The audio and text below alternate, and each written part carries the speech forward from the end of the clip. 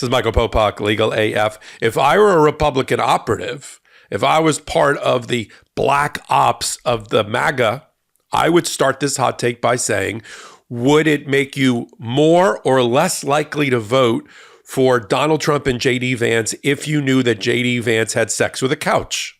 That would be the way I would start it.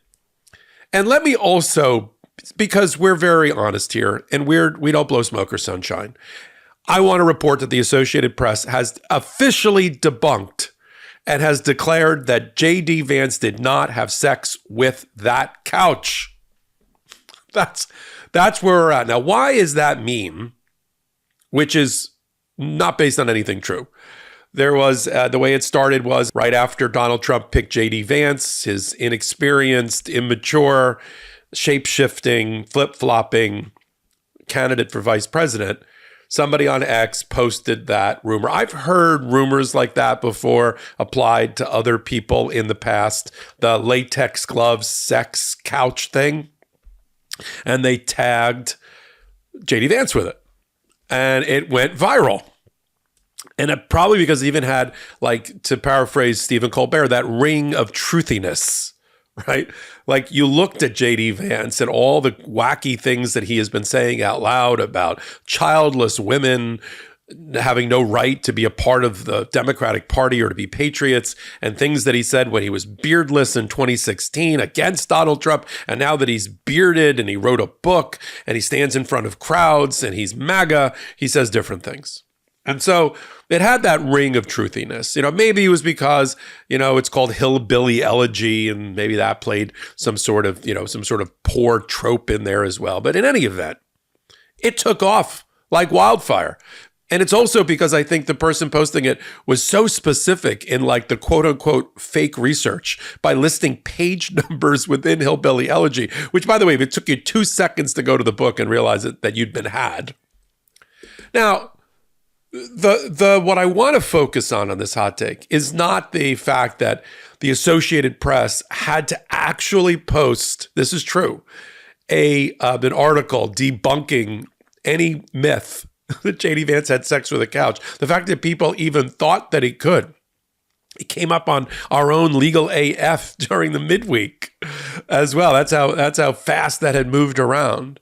It's that, you know, it's the way that the Republicans use social media to go after Kamala Harris, to try to take memes against her, whether it's the coconut tree meme or it's some comment that she made where they attack her syntax or her grammar or something ridiculous, which they would never do to a man. But if you live by the sword, you die by the sword. And so this was payback.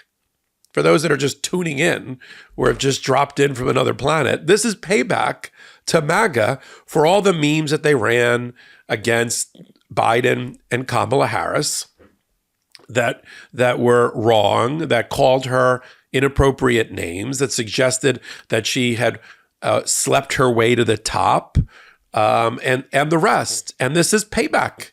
Memes work both ways. Viral postings of things that are not true can be used against you as well. And in the ecosystem around the campaign, this matters. The reason it stuck to JD Vance so hard, so that a lot of people actually thought it was true, is that, as I said before, it had that ring of truthiness. It could have been true. And because every time I now watch him, I have to run immediately and take a shower. He's so unctuous. He's so oily.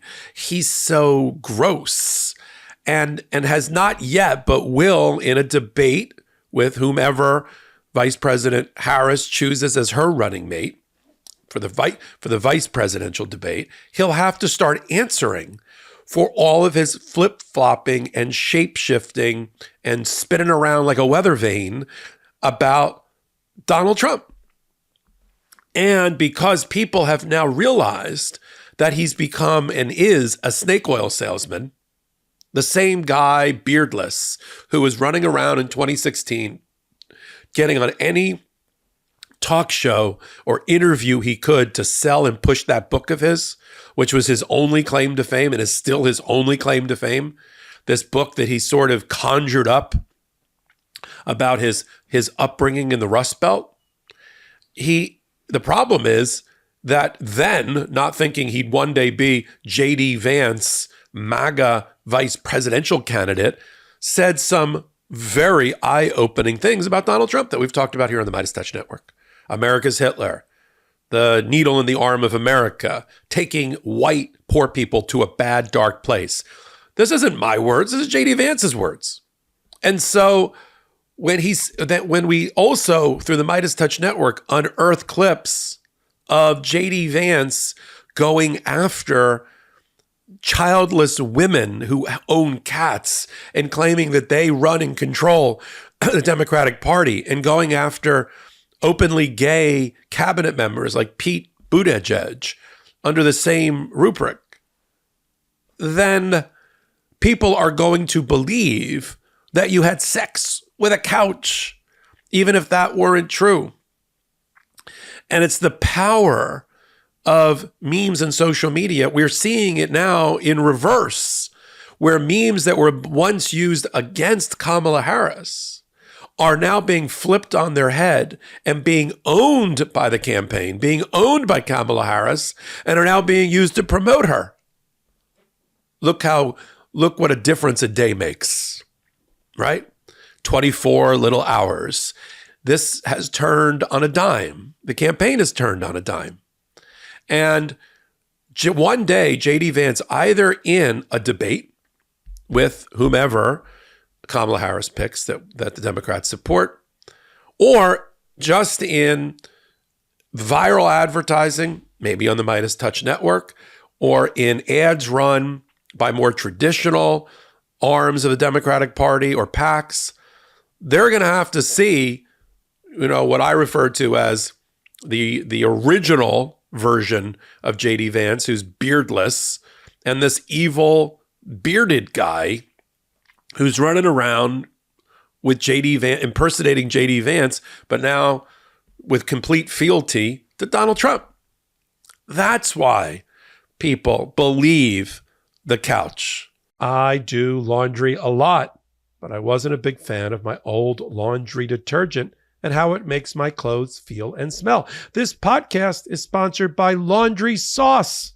Laundry Sauce created the world's best-smelling laundry detergent in simple-to-use, high-performance pods.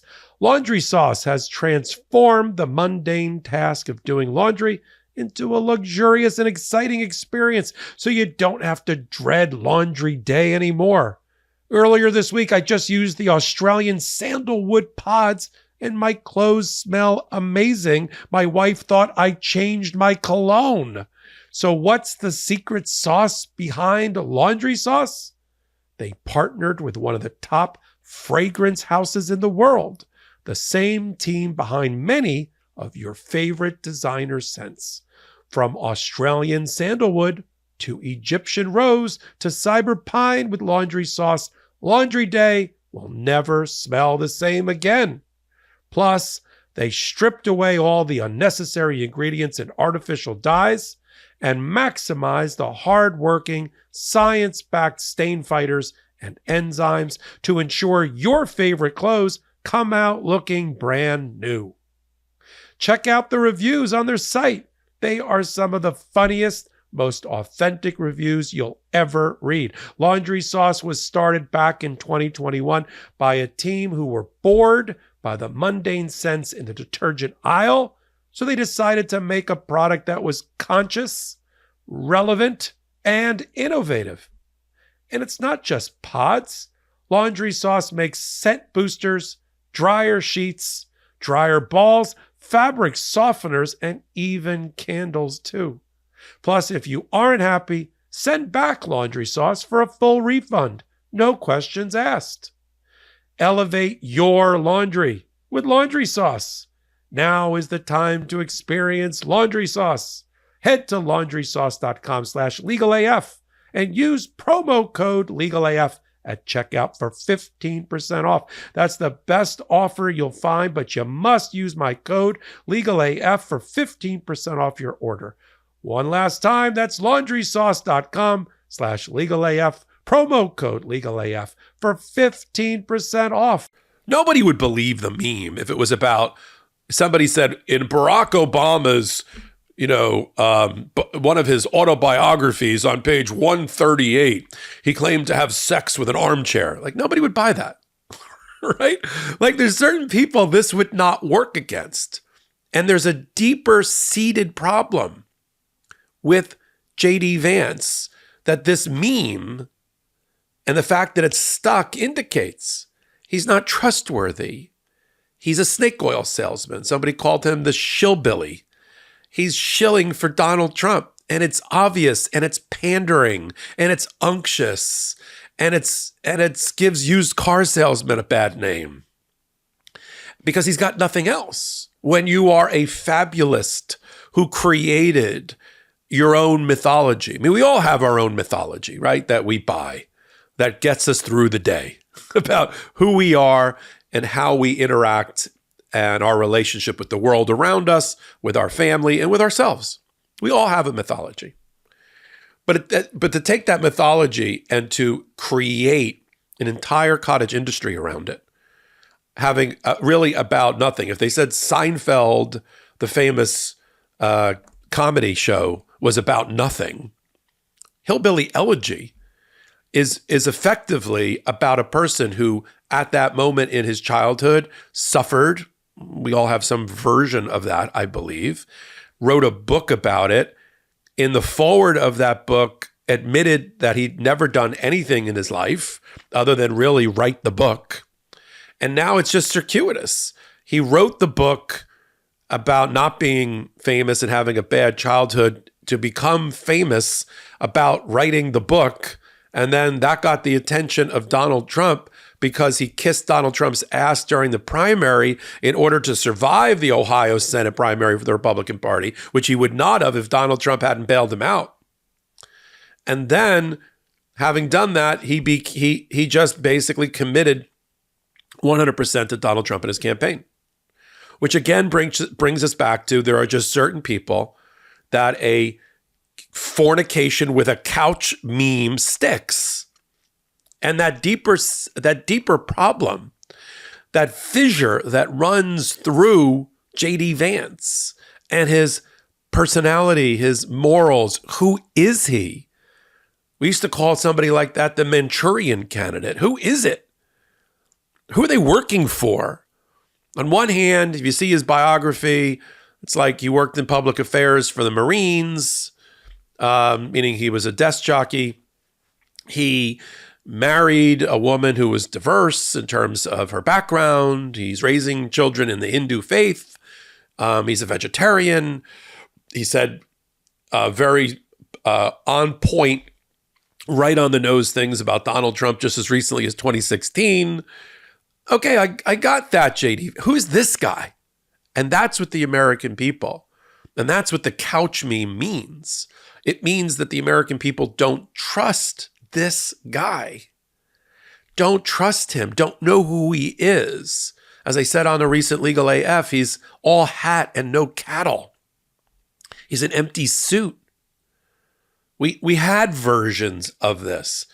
I have said, and you can open this up in a time capsule, that Donald Trump's selection of JD Vance will go down as one of the worst vice presidential picks since McCain picked Sarah Palin as a gimmick to try to defeat Barack Obama. Same thing here. He didn't know that Kamala was coming on the Trump side, but they suspected it, and they picked JD Vance, I guess, as a counterweight. But it'll go down as a novelty, as a trick, as smoke and mirrors that people see right through of having picked somebody with no substance. There's no there.